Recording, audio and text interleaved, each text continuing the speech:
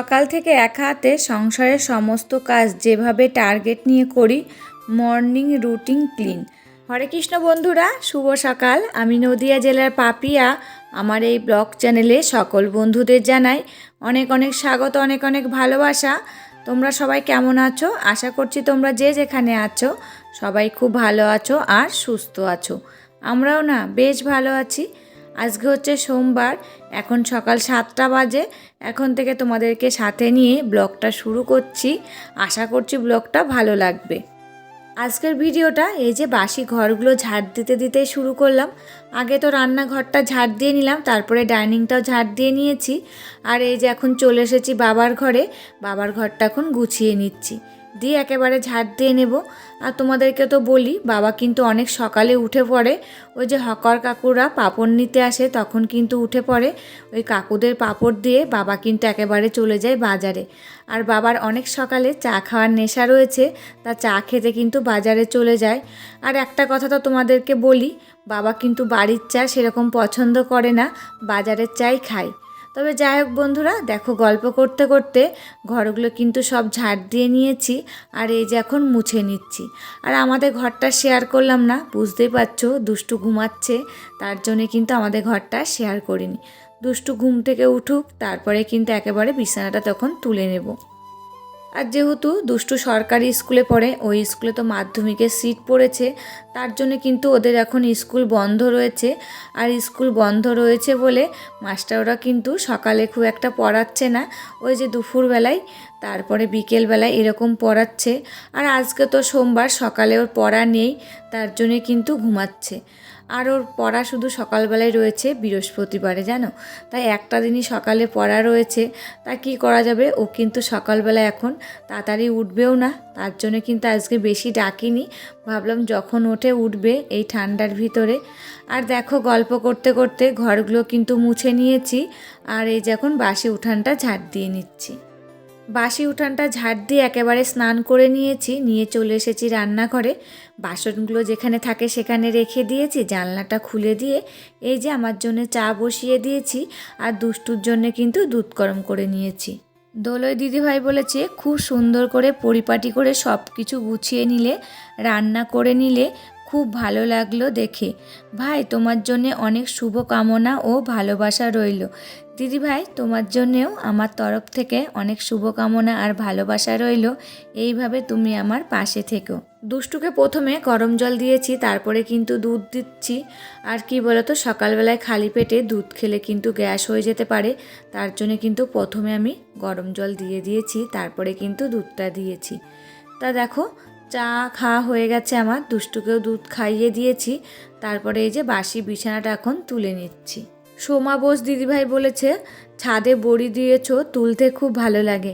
হ্যাঁ দিদিভাই, বড়ি শুকানোর পর তুলতে কিন্তু খুব ভালো লাগে।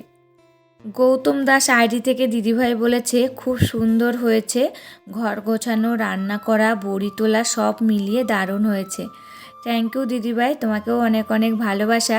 এইভাবে তুমি আমার পাশে থেকো। আর তুমি প্রত্যেক দিন আমাকে খুব সুন্দর সুন্দর কমেন্ট করো, এইভাবে কিন্তু আমাকে কমেন্ট করে যেও। আর বিছানাটা দেখো সুন্দরভাবে পরিপাটি করে গুছিয়ে নিয়েছি।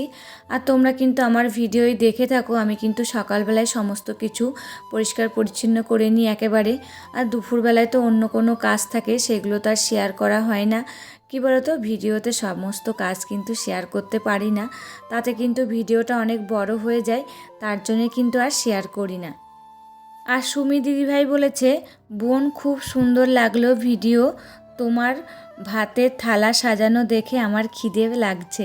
দিদিভাই কি করা যাবে বলো, খিদে লাগলে বাড়ির কাছে বাড়ি হলে তোমাকে ডেকে নিয়ে আসতাম।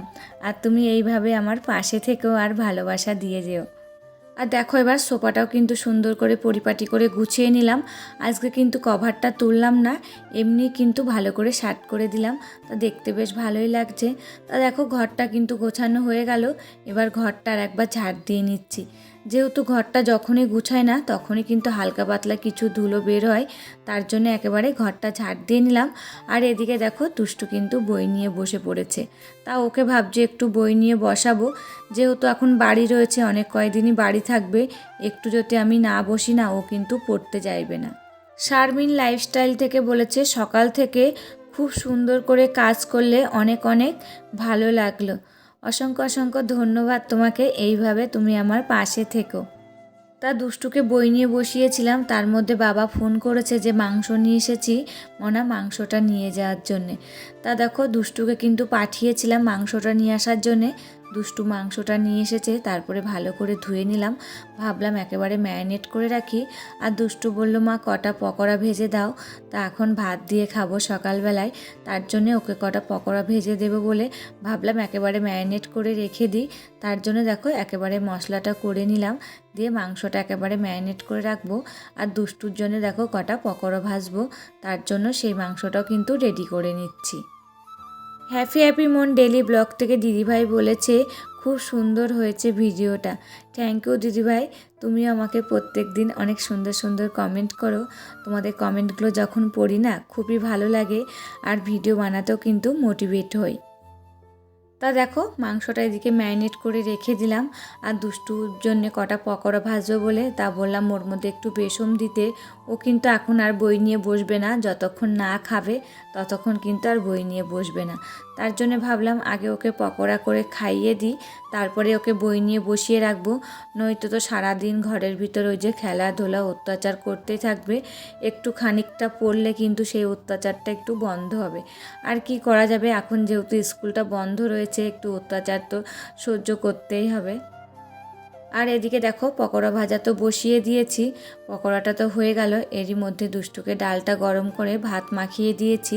আর এই যে পকোড়া দিয়ে ওকে খাইয়ে দিয়েছি, তারপরে আমিও খেয়ে নিয়েছি। তাও এখন একটু টিভি দেখছে, বলছে একটু পরে বই নিয়ে বসবো।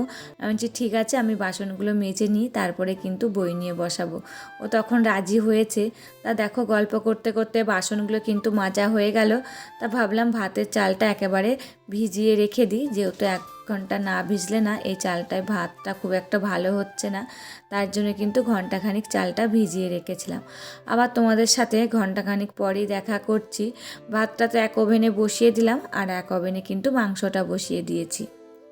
আর এরই মধ্যে কিন্তু দুষ্টুকে একটু পড়িয়ে নিয়েছি, তা ও এখন স্নানে ঢুকেছে, ওর আবার 4টে থেকে পড়া রয়েছে। তার জন্যে ভাবছি যে মাংসটা রান্না করে ও স্নানে গেছে, এসে গুপুসোনাকে দেবে, তারপরে ওকে খাইয়ে দেবো, দিয়ে একটু শোবে, তারপরে কিন্তু আবার পড়তে যাবে। ভিডিওটির এই পর্যায়ে এসে আমার প্রিয় বন্ধুদের কাছে ছোট্ট একটা রিকোয়েস্ট করে যাই, ভিডিওটি ভালো লাগলে প্লিজ একটা লাইক করো। তোমাদের একটা লাইকে পরবর্তী ভিডিও বানাতে আমাকে মোটিভেট করে। আর আমার নতুন কোনো বন্ধুরা ভিডিওটি দেখে থাকলে এই ভিডিওটা কোথাও ভালো লাগলে প্লিজ কমেন্ট করে জানিও, আর চাইলে আমার চ্যানেলটাকে সাবস্ক্রাইব করে রাখতে পারো। আর যারা চ্যানেলটাকে সাবস্ক্রাইব করে রেখেছো তাদেরকে অসংখ্য অসংখ্য ধন্যবাদ আর ভালোবাসা। মাংসটা তো কষানো হয়ে গেছে, তা এখন দুষ্টুর জন্য কষানো মাংস তুলছি। আর এরই মধ্যে দুষ্টুর বাবাও চলে এসেছে, তা ওর জন্য কটা মাংস তুললাম, কটা বলতে 2 পিস করে 4 পিস মাংস তুলেছি দুজনের জন্যে। তা দেখো মাংসটা তো জল দেওয়া হয়ে গেছে, আর এরই মধ্যে কিন্তু ভাতটা আমার হয়ে গেছে।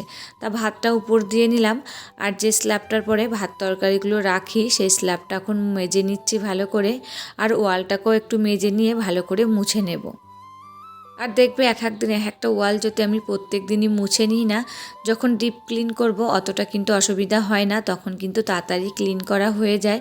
তা দেখো গল্প করতে করতে তোমাদের সাথে রান্নাঘরটাও কিন্তু বেশ পরিষ্কার করে নিলাম। চন্দনা ব্লগ থেকে দিদিভাই বলেছে জামাগুলো খুব সুন্দর। হ্যাঁ দিদিভাই, জামাগুলো কিন্তু খুবই সুন্দর, আর কালারগুলো খুব সুন্দর। যখন জামাগুলো করি না তখন মনে হয় ছোট হয়ে গেলে ভালো হতো, এই সুন্দর সুন্দর জামাগুলো কিন্তু পরতে পারতাম, তাই না বলো? তবে যাই হোক বন্ধুরা, দেখো স্ল্যাবটা মোছা হয়ে গেল। এবার ভাত তরকারিগুলো যেখানে থাকে সেখানেই কিন্তু সুন্দর করে সাজিয়ে দিলাম। আর আজকে কিন্তু বেশি কিছু রান্না করিনি, শুধু মাংসই রান্না করেছি। আগের দিনের ডাল আর একটু শাক রয়েছে, ওটা দিয়ে কিন্তু হয়ে যাবে। আর তোমরা তো জানোই মাংস রান্না করলে আমি কিন্তু সেরকম কিছু রান্না করি না, কেন বলো তো, সেই জিনিসটা কিন্তু আর শেষ হয় না, শুধু মাংসটাই শেষ হয়ে যায়, তার জন্য কিন্তু সেরকম কিছু আমি রান্না করি না। Beauty Arifa official, Madhushree Manna, Monica Ghoshal, Shampa kitchen, সকল বন্ধুদের জানাই অনেক অনেক ভালোবাসা। তোমরা এইভাবে আমার পাশে থেকো আর আমাকে প্রচুর প্রচুর ভালোবাসা দিও। তবে দেখো রান্না বান্না কিন্তু কমপ্লিট হয়ে গেল, এখন এই যে গ্যাস ওভেনটা মুছে নিচ্ছি। গ্যাস ওভেনটা মোছার পর একটা কড়াই একটা গাবলা ছিল, সেটাও কিন্তু মেজে নিয়েছি, সেটা তোমাদের সাথে শেয়ার করিনি, যেহেতু বাসন মজাটা একবার শেয়ার করেছি তারই জন্যে। তারপরে দুষ্টুকে খাইয়ে দিয়েছি। আর বাবা বাড়ি আসলে তারপরে কিন্তু আমরা খাওয়া দাওয়াটা করেছি। তবে যাই হোক বন্ধুরা, আজকের ভিডিওটা এখানে শেষ করব। আবার দেখা হবে নতুন একটি ভিডিওর সাথে। ততক্ষণে তোমরা ভালো থাকবে, সুস্থ থাকবে আর সাবধানে থাকবে। পরিবারের সকলকে ভালো রাখবে।